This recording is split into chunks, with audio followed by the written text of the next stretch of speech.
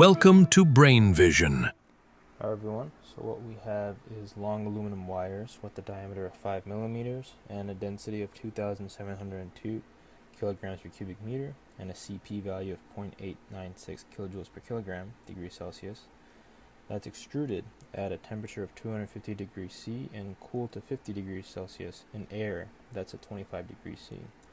What we're asked to solve for is the heat transfer from the wire if we know the velocity of the wire is 8 meters per minute. So what we're going to do is we're going to write down our assumptions. We're going to assume that things are operating at steady state conditions, so properties are not changing with time. And we're also going to assume that all of our thermal properties are constant as well, so there's no change in them as conditions are changing. So what we can do next is just write down the properties of our aluminum that we were given in the problem statement. So we know the density of aluminum is going to be 2,702 kilograms per cubic meter. And we're also given that the CP value of aluminum is 0.896 kilojoules per kilogram degrees Celsius. So what we can do first is calculate the mass flow rate of the extruded wire through the air. So what we can do is we can say that the m dot wire will be equal to rho times the volume flow rate. And that's going to be equal to rho times pi 0 squared, so the area times volume. So this V is actually velocity, this V right here, since we pulled the area out.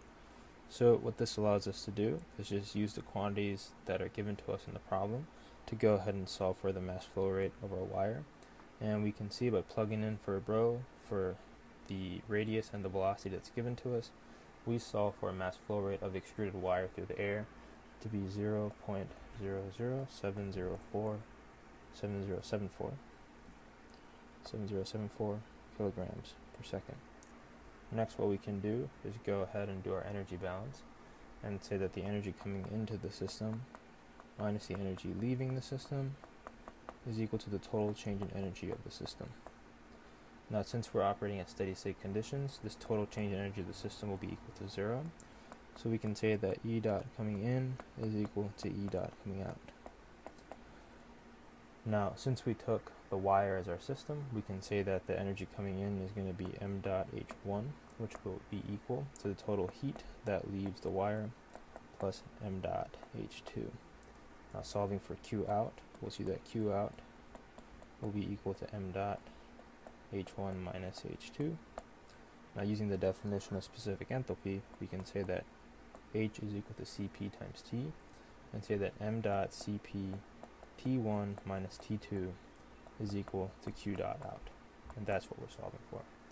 So by just plugging in for the quantities, we know m dot that we solved for before, Cp of the wire is given to us, and our initial and final temperature also given to us as well. We'll see that the total Q out, which is the heat released from the wire, is 1.90 kilowatt, and that's our heat transfer.